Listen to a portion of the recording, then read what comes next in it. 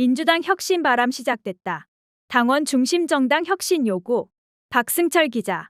최근 더불어민주당에서 쇄신과 혁신이라는 단어가 넘쳐나고 있다. 한쪽에서는 현역 의원과 비주류 계파 세력을 중심으로, 다른 한쪽에서는 당원과 풀뿌리 세력을 중심으로 각기 다른 혁신의 목소리가 나오고 있다. 과연 국민과 당원이 어느 쪽의 편을 들어줄지가 올해 하반기 전국의 가늠자가 될 전망이다. 지난 14일 이른바 쇄신의원총회를 마치고 박광원 원내대표는 의원총회 결의문에서 당을 근본적으로 혁신하겠습니다라고 밝혔다.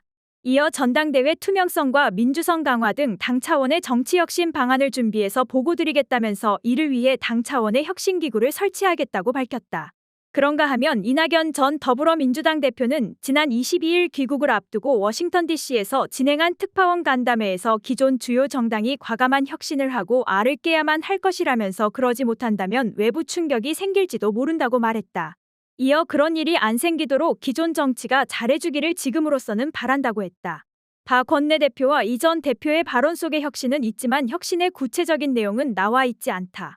그런데 박 원내대표가 발표한 결의문에 김남국 의원의 가상화폐 투자에 대해 언급하면서 혁신을 거론하고 있어 기존 이재명 당대표 체제에 대한 힘에 의한 현상 변경을 혁신이라고 부르는 것은 아닌지 의구심이 생기게 된다.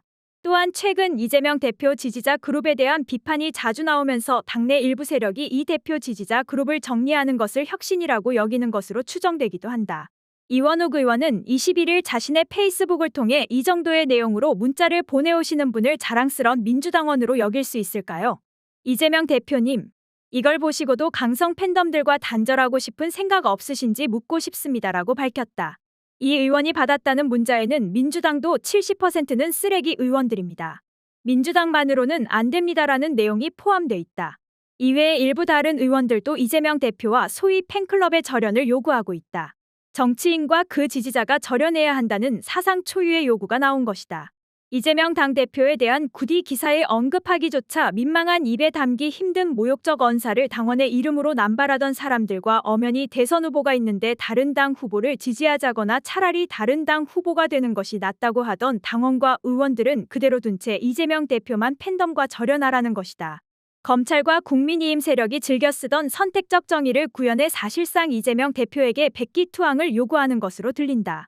지난해 이재명 당대표는 77.77%의 득표율로 당선됐다. 당대표나 대통령이나 민주적 정당성이 있으면 그 대표성을 인정해야 한다.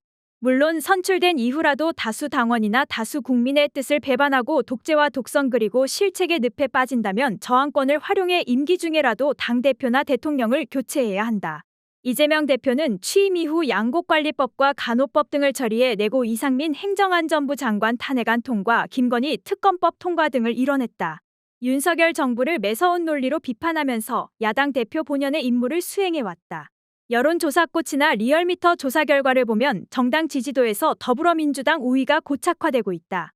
최근 차기 대권주자 선호도 여론조사가 실시되고 있지 않지만 실시될 당시 30% 후반대의 지지를 받는 국내 유일의 차기 지도자 반열에 올라 있었다. 현란한 스포트라이트를 받을 만한 일을 한 적은 없지만 표면적으로 이재명 대표가 물러나야 할 아무런 이유가 발견되지 않는다. 반면 윤석열 대통령은 굴욕 외교와 만성화된 무역 적자 등 경제 실정 등이 차곡차곡 쌓여가고 있다. 양이동 열사 사망 사건으로 민주노총이 윤석열 정부 퇴진 투쟁을 선포하는 등 윤 대통령 퇴진을 요구하는 국민의 숫자도 늘어나고 있다.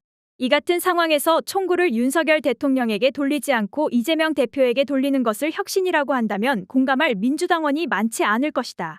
이 같은 일부 지도자급 인사들과 현역 의원들의 쇄신과 혁신에 대한 인식에 맞서 풀뿌리 당원들의 혁신 요구가 분출되고 있다. 22일 가칭 민주혁신행동은 국회 소통관에서 기자회견을 열고 민주당이 당원 중심의 정당이 되어야 한다고 역설했다. 민주혁신행동에는 조상호 변호사와 현근택 변호사 등 원외위원장이거나 향후 출마를 준비하고 있는 신진 정치인들로 구성돼 있다. 이들은 당대표나 최고위원이나 평당원이나 누구나 똑같은 한 표를 행사하는 당연해 보이는 민주주의의 원리를 설파했다.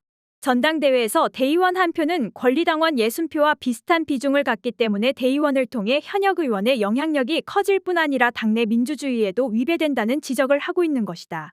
민주혁신행동은 최근 민주당이 당내 혁신기구를 설치하고 당 구성원들의 의지를 모아 강력한 쇄신을 추진해 나가기로 했다면서 혁신의 탈을 쓰고 당내 기득권을 강화하려는 시도가 이어진다면 결국 민주당에 대한 지지자와 국민의 실망은 더 높아지고 총선 승리도 요원한 일이 될 것이라고 밝혔다.